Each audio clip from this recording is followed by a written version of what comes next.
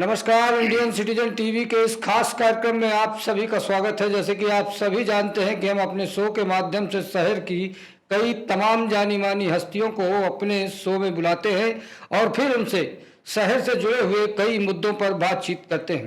हमारी शुरुआती दौर से कोशिश रहती है कि जिस तरह से चैनलों में आजकल भारी आवाज़, चिल्लम चिल्ली, ये तमाम तरह की चीज़ें होती हैं, उनसे परे होकर के हम एक ऐसी जगह पर पहुँचे जहां आपको जानकारी भी मिले और आप जिससे संतुष्ट भी हों।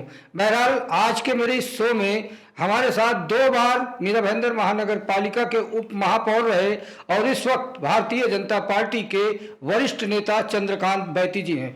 बैती साहब, आपका इंडियन सिटीजन टीवी के इस खास कार्यक्रम में बहुत स्वागत है। बैती साहब, एक चीज़ मैं आपसे ये जानना चाहता हूं कि आप कोविड विजिलेंस कमेटी जो है उसके अध्यक्ष भी हैं इस शहर में। आज मुझे लगता है कि इससे बड़ा मुद्दा शहर में कोई हो नहीं सकता और तमाम तरह की चीज़ें हैं। तो मैं सबसे पहले आपसे ये जानना चाहता हूं कि इस शहर में फिलहाल कोविड की क्या स्थिति है और अभी तक जिस तरह से हम लोग सोच रहे थे कि कोविड में हम कंट्रोल पा लेंगे, कंट्रोल नहीं मिला और ये कब तक कंट्रोल हो सकता है आपके हिसाब से? ऐसा है कि प्रथमतः मैं पहली बार इस आपके सिटीजन टीवी के स्टूडियो में आया हूं और अपने आप को बहुत गौरवान्वित समझ रहा हूं।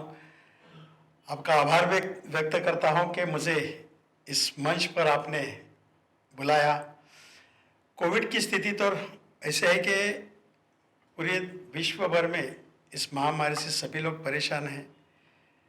उसका परफेक्ट आंसर किसी के पास नहीं। हम सभी लोग वैक्सीन कब आएगा उस इंतजार में है। हम बात करेंगे मीरा भाईंदर की, तो मीरा भाईंदर एक 79.40 स्क्वायर किलोमीटर का शहर, आबादी यहाँ की 12,50,000 के आसपास की। शहर में आने जाने वालों की संख्या मुंबई से सटी हुई है, शहर है, इसके लिए मुंबई का कनेक्शन ज़्यादा रहा। और मीरा भाईंदर में कितना भी प्रिकॉशन लिया गया तो भी बाहर से वाहनों की आवाजाही, लोगों का आना जाना, इसकी वजह से ये पहला शहर में बढ़ता गया। फिर मीरा भाईंदर महानगर पालिका ने अपनी पूरी ताकत लगाकर आज हमारा पहला टेम्बा हॉस्पिटल था जिसमें 250 बेड की व्यवस्था तत्कालीन आयुक्त डांगे साहब ने की थी।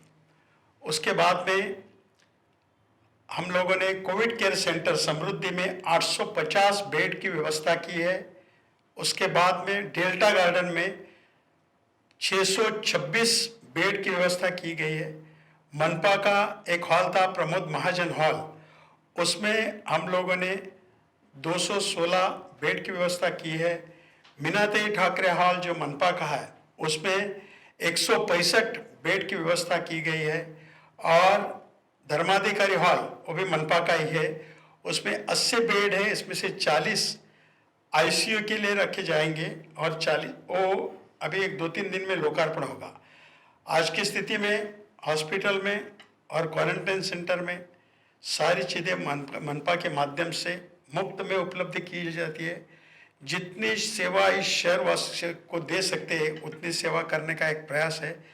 अभी तक कुल मिला के 77,726 टेस्ट किए गए हैं, जिसमें से 57,530 टेस्ट निगेटिव आए हैं, जबकि 19,800 के करीब पॉजिटिव पेशेंट मिले थे, जिसमें से हमारे यहाँ पर 17,000 से ज़्यादा लोग अभी तक कोरोना से मुक्त हुए हैं।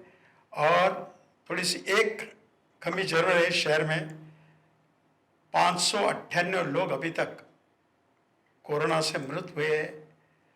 इस बात को कंट्रोल करने का एक हमारा प्रयास है। उसी प्रयास में हम लोग मनपा के माध्यम से वेंटिलेटर की संख्या बढ़ाने के, आईसीयू की संख्या बढ़ाने के काम में लगे हुए और बहुत जल्द, मतलब 4-8 दिन में आपने एक नया सेंटर भी चालू हो रहा है।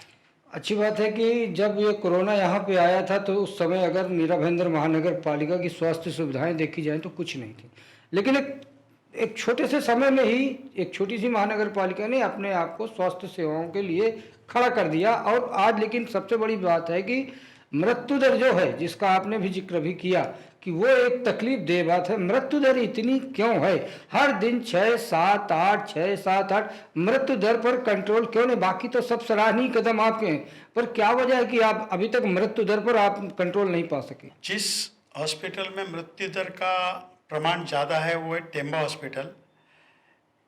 वहाँ पर डॉक्टर अर्सुलकर जो मुंबई और मीरा भाईंदर दोनों को कंट्रोल कर रहे थे, मुंबई मतलब मालिनी सेंटर को। यहाँ पर आईसीयू की सुविधा थोड़ी कम थी, ऑक्सीजन सैचुरेशन बहुत कम होने के बाद उसको आईसीयू में भर्ती करना या वेंटिलेटर देना वहाँ पर कुछ कम ज़्यादा होता है। और एक बहुत कम ऐसे केसेस गए मृत हुए जिनकी उम्र कम थी, लेकिन जो उम्रदार थे उनकी मृत्यु का प्रमाण है। लेकिन ये कोई भागने का रास्ता नहीं, तो उसमें सुधार करने के लिए आईसीयू की संख्या और आईसीयू और वेंटिलेटर की संख्या बढ़ाने का काम हम लोगों ने शुरू किया है। साथ में उस हॉस्पिटल में मैं आपको दावे के साथ कहता हूँ 50 डॉक्टर काम कर रहे हैं, 150 का स्टाफ वहाँ पर काम कर रहा है। सबसे ज़्यादा फैसिलिटी टेम्बा हॉस्पिटल में है। कोविड के जो प्राथमिक लक्षण है उसके लिए हमारे 6 सेंटर तो है ही, लेकिन अभी प्रमोद महाजन हॉल में, मीनाताई ठाकरे हॉल में हम लोगों ने ऑक्सीजन देने की कनेक्शन हर बेड को दिए हैं। इतना कुछ होने के बाद भी क्वारंटाइन सेंटर क्यों नहीं जाना चाहते लोग? जैसे जिनको पता चलता है कि मुझे कोरोना हो गया, पहली बात तो टेस्ट कराने के लिए लोग तैयार नहीं होते। उनको बुखार आता है तो सोचते पैरासीटामोल खा के ठीक हो जाऊंगा, लेकिन जब ठीक नहीं होते, जब उनको पक्का पता चल जाता है कि वो कोरोना पॉजिटिव हैं, तो उसके बाद भी आपके क्वारंटाइन सेंटरों में जाने से लोग क्यों घबराते हैं? आपको क्या कारण इसके पीछे लगता है? भैया, अभी हम लोग खुद एक्सपीरियंस्ड है। मुझे कोविड हुआ था, आप भी उस पर उपचार ले चुके हैं। एक साधारण इंसान का स्वभाव बनता है कि मुझे बुखार आया है ना, तो पहले घर में जो दवाई है उसका प्रयोग करते हैं, मेडिकल स्टोर से टेबलेट मंगाते हैं, हमारे फैमिली डॉक्टर के पास या नज़दीक के डॉक्टर के पास जाते हैं, तो उनकी सलाह और उनकी दवाई खाते हैं। उससे फर्क नहीं पड़ा तो अपन और दूसरा डॉक्टर ढूंढते हैं। लेकिन आपके स्टूडियो के माध्यम से मैं तमाम लोगों को हाथ जोड़कर विनती करना चाहता हूं, बुखार के लक्षण है, कोई भी लक्षण है, तो आप महानगर पालिका के कोविड सेंटर में जाके, जहां पर एंटीजन टेस्ट हम लोग हर कॉम्प्लेक्स पे ले रहे हैं, मैं जिस कमेटी का अध्यक्ष है वो उस कमेटी के माध्यम से 100 से ज़्यादा एंटीजन टेस्ट कैंप लिए हैं, लेकिन लोग उस एंटीजन टेस्ट को रिस्पांस नहीं दे रहे हैं। हमारे यहाँ स्वैब टेस्ट भी मुफ्त में किया जाता है। आप स्वैब टेस्ट करो, अगर कोरोना के प्राथमिक लक्षण है तो आप 8-9 दिन के ट्रीटमेंट में ही अच्छे हो जाएंगे। हमारे में कोरोना का प्रभाव बढ़ता है पूरे लंग्स पर। जब ये निमोनिया जैसे लक्षण छा जाते हैं तब तक हमारा श्वास लेने का, सांस लेने का हमारा सिलसिला कमज़ोर हो जाता है, और उसमें अगर हम कोई कारण से बीमार है तो फिर खामियाजा भुगतना पड़ता है। बहुत जल्दी ट्रीटमेंट करेंगे तो जल्दी स्वस्थ होएंगे। देखो, आइए, महामारी सामना तो करना है। हालांकि महामारी तो महामारी है, बीमारी तो बीमारी है, सबको हो सकती है, लेकिन इसमें एक चीज़ और देखने को मिला, इसको लेकर राजनीति भी शुरू हुई थी। राजनीति में बीजेपी वालों ने कहा कि ये हमारी सुविधाएं हैं, शिवसेना वालों ने कहा कि ये हमारी सुविधाएं। शिवसेना वालों की जो सुविधाएं थी 10 करोड़ वाली, उसका क्या हाल है? अब मैं सवाल आपसे इसलिए पूछ रहा हूँ कि हम कोविड विजिलेंस कमेटी देख रहे हैं, वो कहाँ तक पहुँचा? क्या वो तैयार हुआ या बस तंबू तन के उसको तंबू के ऊपर, बम्बू के ऊपर तंबू ही खड़ा रह गया था? ऐसा है कि 12 करोड़ रुपया महाराष्ट्र सरकार के माध्यम से यहाँ पर मिलेगा, और तकरीबन 300 से 500 बेड की व्यवस्था वहाँ पर करेंगे। यहाँ के आदरणीय विधायक प्रताप सरनाईक साहब ने प्रस्ताव कॉरपोरेशन को दिया कि बाबा साहब ठाकरे गार्डन में, ओपन गार्डन में हम लोग टेंट बनाकर उसमें ये हॉस्पिटल का कॉन्सेप्ट बिठाते हैं। लेकिन मीरा भाईंदर महानगर पालिका की खुद की इतनी सारी इमारतें हैं, स्कूल है, एमएमआरडी की बिल्डिंग है, ग्राउंड में ये सब करने से अच्छा था कि कोई प्रॉपर स्ट्रक्चर में करें। जैसे अभी तक हम लोगों ने 6 स्ट्रक्चर बनाए हैं, 6 स्ट्रक्चर मतलब ऑलरेडी रेडी थे ना, उसमें वो कॉन्सेप्ट किया है, तो उसको अपग्रेड करने के लिए ये पैसा आता था तो अच्छा रहता था। आपको बोलता हूँ 12 करोड़ रुपए की हमको इंतजार है, 12 रुपये अभी तक आया नहीं। टेंट वाला बिल भेजना चालू कर दिया है। रही बात कारपोरेशन के खर्चे की, तो कारपोरेशन ने अभी तक 30 करोड़ रुपए तक का खर्चा कोविड में किया है।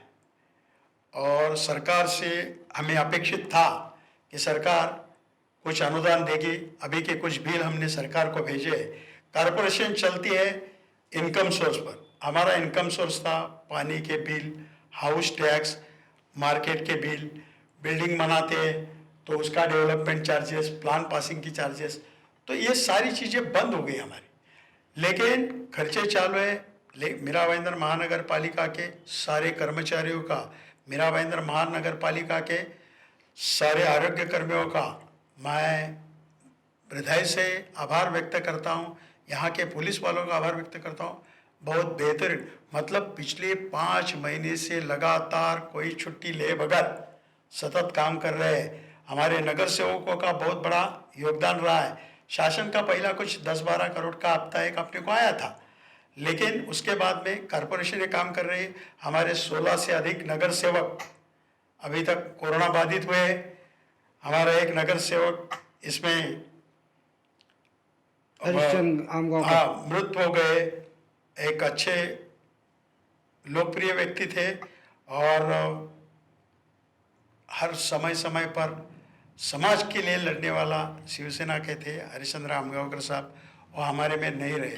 कारपोरेशन में से 35 से ज़्यादा अधिकारी हमारे पॉजिटिव हो गए। इनफैक्ट हमारा फायर ऑफिसर भी पॉजिटिव हुआ था। 11 से ज़्यादा लोग हमारे इसमें मृत हो गए। यहाँ पर जो 6 पुलिस स्टेशन है, 6 पुलिस स्टेशन में से 150 के आसपास पुलिसकर्मी पॉजिटिव हो गए और 10 से अधिक पुलिसकर्मी इसमें मृत हो गए। मैंने ये भी कारपोरेशन में कमिश्नर साहब से बात की है कि हर पुलिस स्टेशन को और पुलिस स्टेशन में रहने वाले फर्नीचर को हर हफ्ते में कारपोरेशन सैनिटाइज करेगा, क्योंकि वहाँ पर झगड़ा या कोई तकरार हुई तो लोग बीमार है कि नहीं वो देखते नहीं। न्याय मांगने के लिए, बचाव के लिए, सुरक्षा के लिए या कंप्लेंट करने के लिए पुलिस स्टेशन पहुंच जाते हैं और इससे पुलिस बाधित होने का प्रमाण बढ़ गया है। आज एक चीज़ आपने बताया कि मैं तो बड़ा शोर सुना था, तमाम जगहों पे मैंने सुना था कि 10 करोड़ रुपए आ गए, बाला साहब ठाकरे मैदान बन गया, लेकिन आज आपके मुँह से मैं सुना, ये नया सत्य मैंने सुना कि अभी तक पैसा नहीं आया और तंबू और बम्बू वाले का बिल आना शुरू हो गए। तो साहब मेरा सवाल एक ये बात है कि जब पैसा ही नहीं आया तो आखिर इतना ढिंढोरा क्यों पीटा गया शहर में कि पैसा आ गया, पैसा आ गया, बन गया, बन गया। तो क्या इसको देख के लगता है कि कोई इस महामारी से लड़ने के लिए सरकार और सरकार के जो प्रतिनिधि हैं, जो बार बार वादा करते हैं, बार बार दावा करते हैं कि हमने ये किया, क्या वो गंभीर नजर आते हैं आपको? आपने बीच में नाराजगी भी कुछ जाहिर की थी इस बात को लेकर। जिस वक्त में ये देखो, ये राजनीति करने का काम इस वक्त जो लोग कर रहे हैं ना, वो गलत कर रहे हैं। कुछ लोग तो ऐसे है ना, खाली न्यूज में रहने का काम जीरो, लेकिन नाम से हीरो, ऐसे भी नेता लोग हैं। और उनको मैं बताना चाहता हूं, उनको मैं बताना चाहता हूं कि तुम जमीन पर चलो, अपने जेब का पैसा खर्चा करो, लोगों के सेवा में दिन रात जुट जाओ, क्योंकि यही लोग हैं सब आपका तमाशा देख रहे हैं, आपकी हीरोपंती देख रहे हैं और आपको जीरो बनाने का भी ये जनता करेगी। क्योंकि ऐसे वक्त में तुम समाज का तो नेतृत्व कर रहे हो, लेकिन यहाँ जितने परिवार है उन सब परिवार के मुखिया के रूप में काम करने चाहिए। वो काम करते नहीं, बस न्यूज में रहते हैं। मैं न्यूज में आया मतलब सबको, अरे लेकिन तुमने काम किया नहीं, काम हमने देखा नहीं, ये लोगों को पता चल रहा है। एक सवाल और है, कोविड से थोड़ा सा अलग हटता हूँ। आप सत्ता में हैं, आप पूर्ण बहुमत में हैं, प्रचंड बहुमत में हैं। आपके ऊपर हमेशा, आपकी पार्टी के ऊपर हमेशा मनमानी करने के आरोप लगते हैं महानगर पालिका में, शिवसेना का हो चाहे कांग्रेस का हो। हालांकि एक टाइम जो शिवसेना आपके साथ थी तब उसको आपकी ये मनमानियाँ जो थी बड़ी अच्छी लगती थी। पर अब आज पता नहीं क्यों उसको आपकी ये मनमानियाँ बुरी लगती हैं और आपके ऊपर मनमानी के आरोप लगते हैं कि आप चाहे कोविड हो, चाहे और कोई भी किसी भी तरह का काम हो, करते आप वही हो जो पहले से सोच लेते हो। तो आखिर जब सबको साथ में लेके चलने की आप बात करते हो तो हर दूसरे दिन आपके ऊपर मनमानी की इस तरह के आरोप आपकी पार्टी के ऊपर क्यों लगते हैं? इसका क्या कारण हो सकता है? चुनाव के पूर्व हम लोगों ने 20 अगस्त 2017 में यहाँ के सार्वत्रिक चुनाव हुए थे। उसके पूर्व चुनाव में हम लोगों ने एक मैनिफेस्टो प्रसिद्ध किया था। मैनिफेस्टो के माध्यम से इस शहर को उन सुविधा को मुहैया कराने का जो शहर वासियों की प्रमुख ज़रूरतें हैं। शहर छोटा है लेकिन शहर हमारा है, ये सुंदर होना चाहिए, सुरक्षित होना चाहिए, ये मंसूबा हमारा था, ये मैनिफेस्टो हमारा था। उस मंसूबे पे हम काम कर रहे हैं, लेकिन क्यों मुझे मालूम नहीं, महाराष्ट्र में भारतीय जनता पार्टी की सत्ता नहीं, तो जिनकी सत्ता है उनको लगता है नीचे जो कर रहे हैं वो हम कर रहे हैं। अबे जो कर रहे हैं यहाँ के नगर सेवक, क्रियाशील नगर सेवक, मीरा भाईंदर में मैं दावे के साथ कहता हूँ कि मैक्सिमम नगर सेवक क्रियाशील है, अपने काम से कोई दूर नहीं जाता है। आप हर शहर के गली में देखो तो आपको कंक्रीट की सड़क बनती हुई दिखेगी, कंक्रीट के गटर बनते हुए दिखेंगे, कोई ना कोई नया आयाम देने का काम इस शहर में रहता है। और जिन लोगों की सत्ता नहीं उनको ऐसा लगता है कि हमने किया, अभी कुछ भी होता है।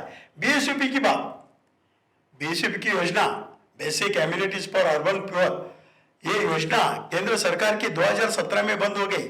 तात्कालीन आमदार नरेंद्र मेहता साहब, तात्कालीन महापौर डिम्पल मेहता मैडम, हम लोग गए थे ए राजू साहब के पास एमएमआरडीए भवन में, और वहाँ पर मीटिंग होगा। यहाँ के लोगों के लिए अपेक्षित जो बीएसपी के घर देने थे वो योजना बंद हुई है, तो उन झुग्गी झोपड़ियों के लोगों को फ्लैट मिलने चाहिए, इसके लिए एमएमआरडी का लोन लिया। तो अभी उनके नेतृत्व ऐसे बोलते हैं कि सरकार हमारी है तो हमने दिया, लेकिन ये लोग मंजूर कब हुआ है? जब हम लोग उस पद पर थे। देवेंद्र फडणवीस साहब का बहुत बड़ा योगदान था और उन्होंने मीरा भाईंदर को जो जो चीज मांगी, जो बात की, वो दी। आपको उदाहरण के तौर पे कहता हूं, घोड़बंदर किले के लिए जो 1574 में पोर्तुगीजों ने बनाया, जहां पर छत्रपति शिवाजी महाराज की फौजों ने 1662 में लड़ाई लड़ी, उसका उल्लेख इतिहास में है। जहां पर चिमाजी अप्पा ने 1737 को किला अपने ताबे में जीत कर लिया, पोर्तुगीज से किला हासिल किया। फिर 1774 में वो किला फिर अंग्रेजों ने लिया। इतनी सारी नोंद उस किले की है। उस किले के संवर्धन के लिए आदरणीय नरेंद्र मेहता साहब के सहयोग से देवेंद्र फडणवीस साहब और विनोद तावड़े साहब ने हमको काफी मदद किया। किला कॉर्पोरेशन को मेंटेन करने के लिए दिया, जो आर्कियोलॉजी के नॉर्म्स के तहत चालू है, जिसके लिए 5,47,00,000 रुपया महानगर पालिका ने मंजूर किया है। अब नहीं दे रहे हैं क्या? अब वाली सरकार ने, अब वाले मुख्यमंत्री नहीं दे रहे हैं क्या? नहीं, अभी 5,47,00,000 रुपये मंजूर किया और 1,87,00,000 का काम चालू है। लेकिन वहां पर कुछ लोग जाके बोलते हैं हम लोग 5 करोड़ रुपया लाके काम कर रहे हैं, लेकिन कारपोरेशन अपना काम कर रहा है ना। तो सत्ता है, इसका मतलब जो काम तुम्हारा है वो करो, हम उसको नकारेंगे नहीं, लेकिन हमारे काम का क्रेडिट लेने का काम मत करो।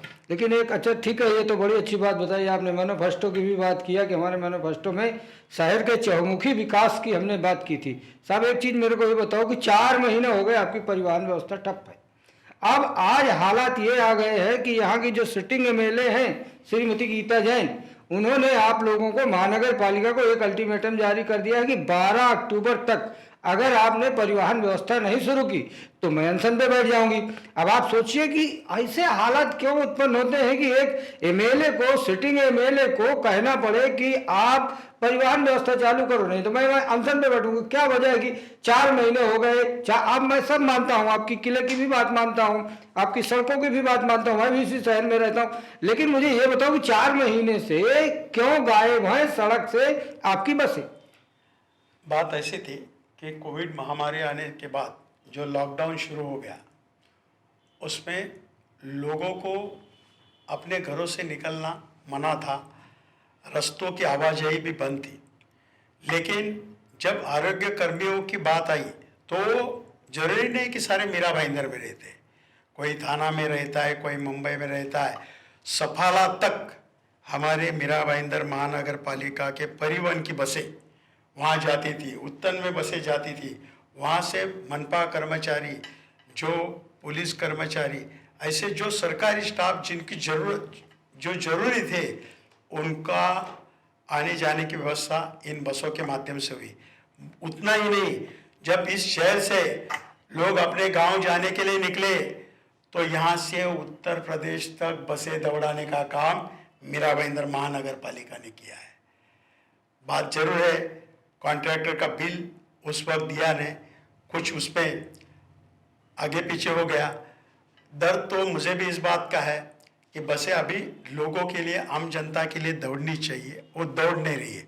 ये हमारा गांव है, यहाँ के हम भूमिपुत्र है, 19 गांव मिलके ये शहर बना है। तो यहाँ के गांव के लोगों को अपने काम काज के लिए निकलने के लिए बसों की व्यवस्था नहीं है। यहाँ के आम जनता को, इस शहर में अभी 12,50,000 लोगों का शहर है, तो इनके लिए बस की व्यवस्था नहीं है। थोड़ा सा हमारा परिवहन राजनीतिक दलदल में फंस गया है। गीता जैन कर रही है, उस बात का मैं समर्थन भी करूंगा, क्योंकि परिवहन सेवा है। नहीं तो फिर यह अल्टीमेटम गीता मैडम ने दिया है, उसका मैं स्वागत करता हूं। नहीं तो हमारा अल्टीमेटम तैयार है, हम एसटी शुरू करने जा रहे हैं। एसटी वालों को हम डिमांड करेंगे, बीएसटी की फेरियां यहाँ पर बढ़ाएंगे, एसटी चालू करेंगे। परिवहन नहीं चल रही तो क्यों? और अभी आपने तो कहा था बीच में ठेकेदार को हटा के कि हम खुद चलाएंगे, तो उसमें क्या आपने ऑर्डर भी जारी कर दिया, नोटिस भी जारी कर दिया, फिर क्या हो गया? एक आपने उसको पीछे लिया और फिर से उसको उसी हाल पे छोड़ दिया। उस टाइम का प्रशासन के जो अधिकारी थे, उन्होंने अल्टीमेटम दिया था, लेकिन मुझे लगता है वो कायम रहने चाहिए थे अपने अल्टीमेटम पे। क्यों नहीं रहे कायम? आपको क्या लगता है? आपको वो बड़ा अनुभव इस विषय में। राजनीतिक शिकार। कौन कर रहा है राजनीति? ठेकेदार। ठेकेदार राजनीतिकों से बड़ा ठेकेदार राजनीतिक। अरे किसका? अगर वो एक ठेकेदार अगर राजनीति कर रहा है, आप मुझसे ज्यादा राजनीति को जानते हैं, आप मुझसे ज्यादा इस शहर को जानते हैं, आप मुझसे ज्यादा यहाँ के बच्चे में, किसी ठेकेदार में इतनी हिम्मत होती है क्या कि वो बिना राजनीतिक संरक्षण के इतनी बड़ी मनमानी करे कि पूरे शहर को परिवहन व्यवस्था से कटी और एक एमएलए को बैठना पड़ा इस चीज के लिए? ठेकेदार इसके लिए राजनीति कर रहा है क्योंकि राजनीतिक समर्थन ताकत उसके साथ में खड़ी है। सत्ता पक्ष की विपक्ष की, ये भी आज इस समय साफ कर दीजिए। बत्ती साहब, आप बहुत बढ़िया बोलते हैं और बहुत स्पष्ट वक्ता है। ये चीज मुझे हमेशा आपकी बड़ा आकर्षित करता है कि जब आप खड़े होते हैं। बत्ती साहब के विषय में मैं बहुत पहले से बत्ती साहब को मैं जानता हूं, और बत्ती साहब जब कांग्रेस में हुआ करते थे तो एक मुझे वाकया छोटा सा याद आ रहा है कि सत्ता इनके पास थी और मैं एक रिपोर्टिंग कर रहा था और मैं इनके पास पहुंच गया और अंत में उन्होंने उस पर भी बहुत बेबाक कहा था, जो कि उस समय के सत्ताधारियों को बहुत बुरा लगा था। और शायद वही एक बयान ऐसा था जिसके चक्कर में बत्ती साहब काफी कुछ पीछे गए, लेकिन उनके अंदर राजनीति है। तो मैं आपसे यही चाहता हूं, आज इस मामले में भी मैं खुल के चाहता हूं कि ठेकेदार राजनीति कर रहा है, उसको आपकी तरफ का या शिवसेना की तरफ का या कांग्रेस की तरफ का, उसका माई बाप कौन है? आज ये भी इस समय आज ये शो में हो जाए तो बहुत अच्छा हो जाएगा कि ठेकेदार का माई बाप कौन है। अभी एक बात तो साफ हो गई कि मुद्दा अपनी चरम सीमा पर आया है। आने वाले 2 दिनों में 3 दिनों में इसका निर्णय होने वाला है। जनरली विपक्ष के कोई कॉन्ट्रैक्ट रहते न रहेंगे तो उसके निष्कासन पर बात होती है। ये विरार से कुछ अनबन होने के कारण निकाला हुआ ये कॉन्ट्रैक्टर है, सकपाल करके है, यहाँ पर वो सेवा दे रहे हैं, लेकिन उनकी सेवा में कुछ कमियां है और मीरा भाईंदर महानगर पालिका ने ऐसे नकारे हुए कॉन्ट्रैक्टर को यहाँ पर लिया, तो उसके पीछे कोई ना कोई राजनीतिक बल है, सत्ता पक्ष का बल रहता है। इसी पर इसके सत्ता पक्ष का बल नहीं होगा तो विपक्ष वालों की बात बहुत अच्छी लगी कि एक ठेकेदार ऐसा भी है, लेकिन एक चीज़ ये है कि बहुमत से आपकी यहाँ पे सत्ता है, आपको ये चीज़ का ध्यान देना चाहिए, क्योंकि आप जानते हैं कि लॉकडाउन के बाद आदमी वैसे भी बहुत परेशान है, और अगर वो बस चलती तो शायद उसकी जेब से जो आज ऑटो के लिए पैसा निकाल रहा है वो मजबूरी में निकाल रहा है। इस मुद्दे पे राजनीति होगी और बहुत तेज शहर गर्म हो सकता है, जिस तरह की वजह से आपने कहा। भाई साहब, एक अंतिम सवाल मेरा आपसे और है कि आपके मैनिफेस्टो पे ही मैं बात करता हूं कि 24 घंटे पानी का साहब आपने वादा मीरा भाईंदर की जनता से किया था, लेकिन आज हालात ये है कि शहर के कई ऐसे भाग हैं जहां 24 मिनट पानी नहीं आ रहा, और आपके महानगर पालिका की तरफ से एक बहुत सीधा सीधा प्रेस नोट जो मुझे लग रहा है कि बहुत पहले बना लिया गया होगा, 17-18 में बना लिया गया होगा, कि आपको सूचित किया जाता है कि कल फला जगह की पाइपलाइन फट गई है, इसके वजह से पानी नहीं आएगा 3 दिन तक। तो ये आपसे मैं चाहता हूँ, पानी की हमारे शहर की क्या स्थिति है, और क्या कभी 24 घंटे पानी मिलने का सपना इस शहर का पूरा भी हो पाएगा? शहर के पानी के लिए इस शहर ने काफ़ी संघर्ष किया है। पहले 19 गांव थे, तो गांव के अपने तालाब और कुएं से पानी मिलता था। एक वक्त ऐसा था कि मुंबई या मुंबई के बाहर से भी पानी लाया जाता था। एक ज़माने में मुंबई ने 5 MLD पानी मीरा भाईंदर को सप्लाई किया हुआ है। पानी की किल्लत थी, इसके लिए शांतिनगर गृह संकुल ने पानी की खुद की लाइन बिछाई थी। हमारे शहर को 2 नदी से पानी आता है, एक बारबी डैम से पानी आता है MIDC का, और दूसरा स्टेम का पानी हमारा उल्लास नदी से आता है। हमारे पास जो पानी के आंकड़े हैं वो 130 MLD पानी इस शहर को जरूरी है, लेकिन पानी जब आता है तो साकेत के पास से वो कल्याण डोंबिवली की तरफ जाने वाला पानी है, पानी थाना महानगर पालिका को जाने वाला है, मीरा भाईंदर का आने वाला है। तो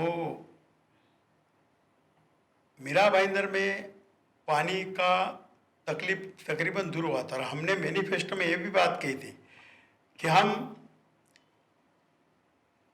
पालघर से पानी जो लाने वाले थे, जिसके लिए लार्सन एंड टुब्रो कंपनी को काम दिया था, वो तकरीबन 88 किलोमीटर की लाइन बिछाने का काम हुआ था। ब्रिज के नीचे से आकर वर्सोवा में उसका सम्प एंड पंप स्टेशन बनने वाला था। तो ये पानी की योजना कुछ वहाँ के लोगों ने आंदोलन वगैरह किए थे, रुक गए थे, कुछ लोगों ने जानबूझकर रोकी थी, और सत्ता पक्ष हमारा था, अभी विपक्ष में हमारा पक्ष है, तो उस योजना को थोड़ी सी पीछे गई है। लेकिन उस योजना के लिए लार्सन एंड टुब्रो कंपनी ने महाराष्ट्र गवर्नमेंट को उस वक्त 34 महीने का टाइम दिया था, और 34 महीने के टाइम में अभी तक कोई कटौती हुई नहीं। आज तकरीबन उसको 22 महीने से ज़्यादा वक्त हुआ है, लेकिन अभी पानी अच्छा मिल रहा था, इसके लिए हम लोगों ने मांगी गांव उसको कनेक्शन देने का प्रयत्न शुरू किया, कनेक्शन भी दे दिए। अभी लॉकडाउन में काफ़ी हलचलें बढ़ गई कि कहीं पर दुरुस्ती निकली है, कहीं पर लाइट का फॉल्ट निकला है, कोई सामान लाने का है तो सामान नहीं मिलने का, ऐसी कई बातें थी। लेकिन उसमें सब में बढ़ चढ़कर कॉरपोरेशन ने काम किया। अभी कल MIDC का एक फॉल्ट हुआ था, जिसकी वजह से हमको 90 MLD पानी अपेक्षित था कल, लेकिन प्रेशर कम होने की वजह से हमको सिर्फ 70 MLD कल पानी मिला है। तो हमारे शहर में अभी हमारा 50 घंटे तक का पानी का ड्यूरेशन गया है।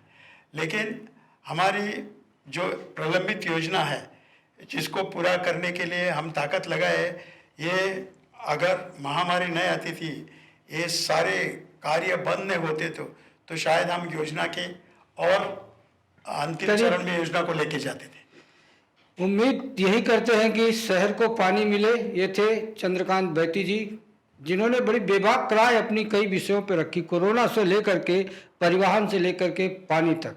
लेकिन जो परिवहन में जिस तरह से उन्होंने कहा कि यस, वो गीता जैन जी के इस कदम का समर्थन करते हैं, मुझे लगता है कि कहीं सत्ता इस बात को, बैती साहब की इस बात को दूसरे अंदाज में न ले। अगर सही सही कहा जाए तो कहीं सत्ताधारियों को बैती साहब का ये बयान बगावत न नजर आए, लेकिन जहाँ तक मैं बैती साहब के व्यक्तित्व को जानता हूँ तो उनका व्यक्तित्व यही कहता है कि हम तो सच कहेंगे, अगर आप हमें बागी समझने की गलतफहमी पालते हो तो हमें उसकी भी कोई परवाह नहीं। बैती साहब आपको बहुत बहुत धन्यवाद, आज हमारे स्टूडियो में आए, बहुत बहुत धन्यवाद। ये तो बैती साहब, फिर से इंडियन सिटीजन टीवी के अगले शो में फिर से मैं किसी दूसरी बड़ी हस्ती के साथ रूबरू होऊंगा। तब तक के लिए दीजिए इजाजत, नमस्कार।